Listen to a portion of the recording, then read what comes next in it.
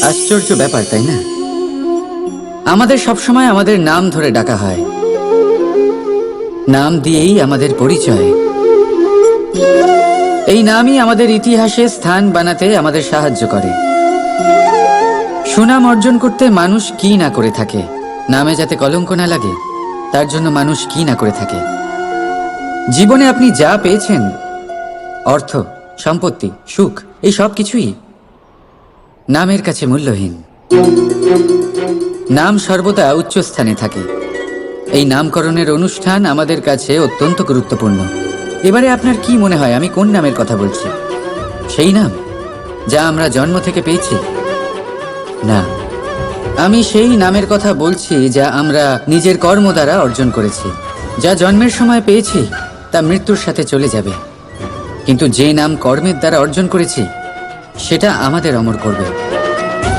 মাতা পিতা আমাদের জন্ম দেয়, জন্মের সাথে সম্পর্ক দেয়। সমাজ থেকে পাই বন্ধু, প্রকৃতি থেকে পাই খাদ্য। যদি এমন কিছু থাকে যা আমরা নিজের যোগ্যতায় পাই, তা হলো আমাদের কর্মের ফল। সেই নাম যা আমরা আমাদের কর্মের দ্বারা অর্জন করেছি। তাই সর্বদা ভালো কর্ম করুন, আর আমার সাথে ভালোবেসে বলুন, রাধা রাধা রাধা।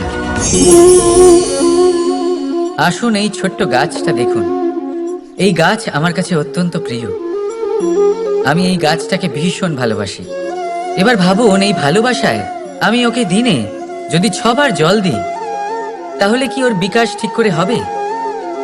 এটা কি ওর জন্য ভালো হবে? কখনোই নয়। এর শিকড় পচে যাবে, এর শিকড়ের জল গ্রহণ করার ক্ষমতা শেষ হয়ে যাবে। তাহলে কি করা দরকার? দরকার হলো একে সঠিক মাত্রায় জল দেওয়া। দরকার হলো সঠিক সময় অন্তর তাকে জল দেওয়া। দরকার হলো একে সূর্যের তাপও সহ্য করতে হবে। দরকার হলো প্রতিটা কাজ যেন পরিমাণ মতো হয়। এবারে এই ভুল বেশিরভাগ মাতা পিতাই করে ফেলেন। নিজের সন্তানকে এতটাই ভালোবেসে ফেলেন, আর তাতে সন্তানের প্রতিটা ইচ্ছে পূরণ করেন। তারা প্রত্যেকটা জিনিস তাদের দেন, প্রতিবার তাই করেন।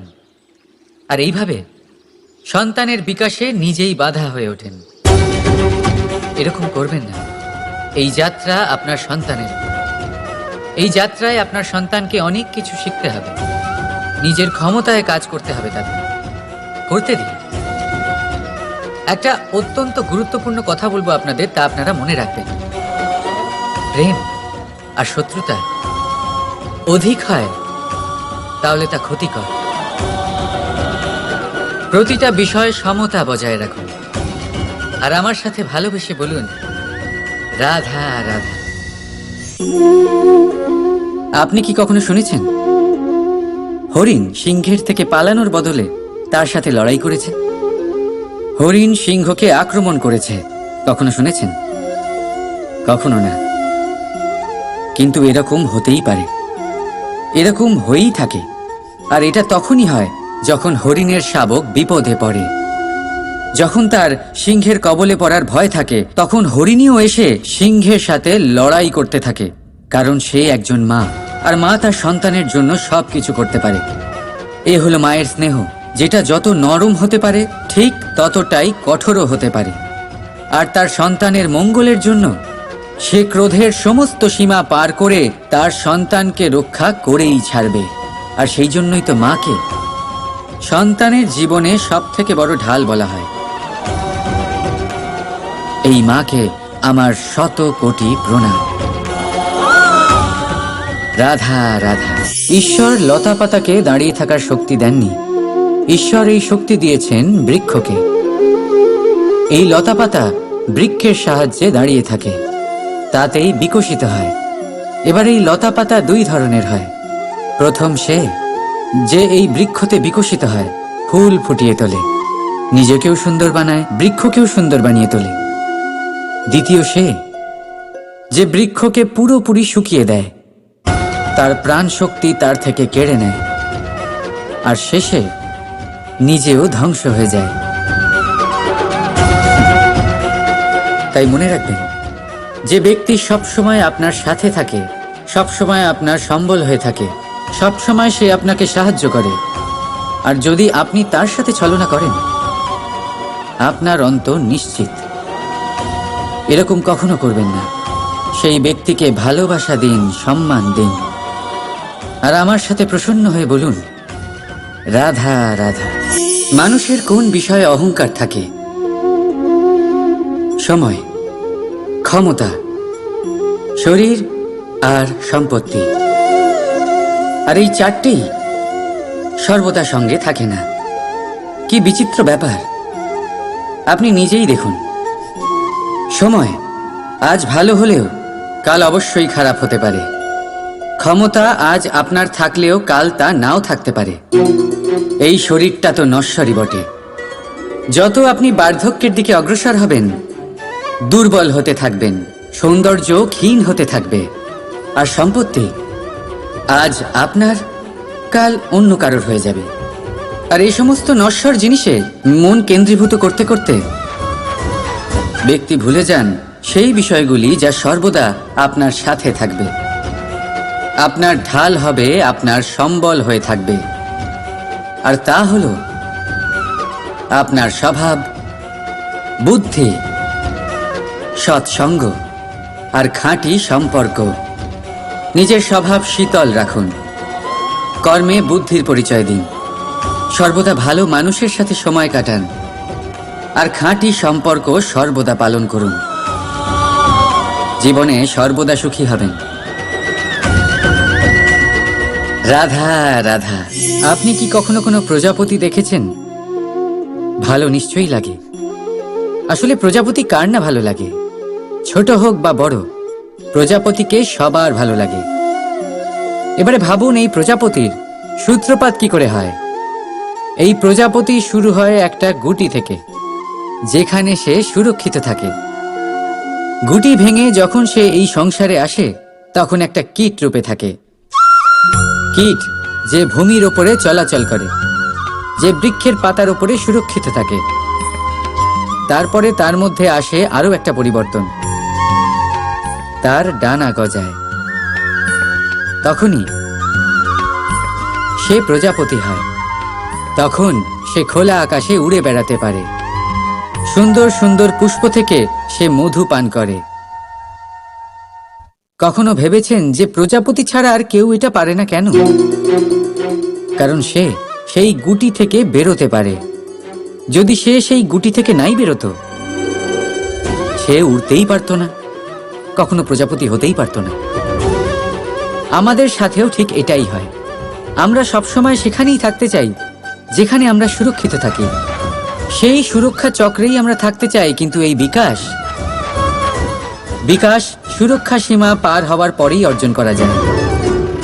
তাই যদি আপনি জীবনে বড় কিছু করতে চান, মহান কাজ করতে চান, নিজের ব্যক্তিত্ব তৈরি করতে চান, তাহলে এই সুরক্ষা চক্র ভুলে যান। সুরক্ষা সীমা লঙ্ঘন করুন, এগিয়ে যান, প্রতিকূলতার সম্মুখীন হন, কঠিন পরিস্থিতির সম্মুখীন হন, সাহস করে এগিয়ে চলুন, আরো শক্তিশালী হয়ে উঠুন। তবেই আপনি জীবনে কিছু করতে পারবেন, তবেই আপনার ডানা গজাবে, আর তবেই আপনি এই সুন্দর আকাশে উড়ে বেড়াতে পারবেন। রাধা রাধা। এই ছোট কাঠের ডাল দেখতে পাচ্ছেন আপনি? একটা বৃক্ষ থেকে এরম হাজার হাজার ডাল পাবেন, যা দিয়ে আপনি আগুন জ্বালাতে পারবেন, যা নিজে জ্বলে আমাদের ভোজন বানাতে সাহায্য করে থাকে, যা নিজে জ্বলে অন্ধকারে আমাদের আলোকিত করে। যদি এটাই অন্যভাবে দেখা যায়, তাহলে এমনই এক ছোট্ট ডালের টুকরো একটা ছোট্ট ফুলকিতেই নিজের সাথে হাজার হাজার বৃক্ষ জ্বালিয়ে দিতে পারে।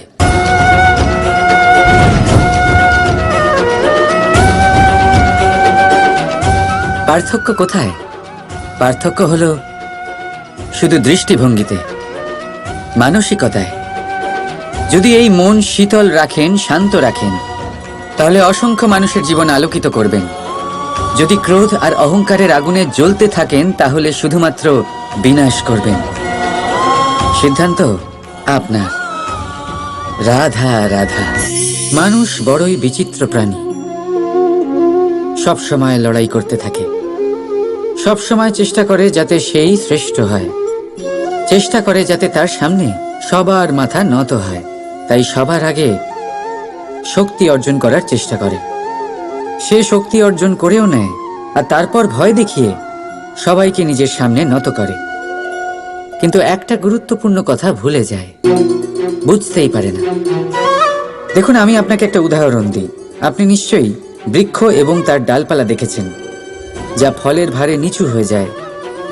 ফল পড়ে গেলে আবার সে উঠে যায়, তারপর আরও একটা ফল হয়, সেটাও পড়ে গেলে আবার উঠে যায়, সর্বদা নত থাকে না। কখনো হাঁটতে গিয়ে আপনি নিশ্চয়ই দেখে থাকবেন যে আপনার পা কোনো ফুলের ওপরে পড়লে তা নত হয়ে যায়, কিন্তু যেই আপনি পা সরাবেন সেই ফুল আবার উঠে দাঁড়ায়। একটা অত্যন্ত গুরুত্বপূর্ণ কথা মনে রাখবেন, যে শির ভয়ভীত হয়ে আপনার সামনে নত হয়, সেই শিরই বিরোধিতা করতে সবার আগে দাঁড়াবে। আপনি জিতে নিন, সবাইকে জিতে নিন, কিন্তু ক্ষমতার দ্বারা নয়। তাদের জিতুন প্রেমের সাহায্যে। রাধা রাধা। আমরা সবাই মন্দিরে যাই, ঈশ্বরের সামনে হাত জড়ো করে বসি আর নিজের ইচ্ছে প্রকাশ করি। কখনো ভেবেছেন ঈশ্বরের কেমন লাগতে পারে যে আমার ভক্তরা আমার কাছে আসে শুধুমাত্র নিজের ইচ্ছে পূরণের জন্য, আমার সাথে দেখা করতে নয়? অসংখ্য লোক মন্দিরে যান নিজের ইচ্ছে ঈশ্বরকে জানানোর জন্য। যদি তাদের ইচ্ছে পূরণ না হয়, তারা হতাশ হয়ে পড়েন। এবার থেকে যখনই আপনি মন্দিরে যাবেন, ঈশ্বরের সামনে বসবেন, হাত জড়ো করবেন আর বলবেন, ধন্যবাদ, ধন্যবাদ ঈশ্বর যে আপনি আমাকে যা দিয়েছেন তাতেই আমি খুশি। শুধু আমাকে পথ দেখাবেন যে কিভাবে আমি নিজের কর্মের দ্বারা, শুধু আমার কর্মের দ্বারা সেই সব পেতে পারি যা আমি চাই। ঈশ্বরের থেকে শুধু চাইতে গেলে তাহলে ঈশ্বরের কাছে নিজেকে অনেক ছোট মনে হবে। কিন্তু যদি নিজের কর্ম করে তারপর ঈশ্বরকে ধন্যবাদ জানান, তাহলে সঠিক রূপে আপনি ঈশ্বর লাভ করবেন। রাধা রাধা।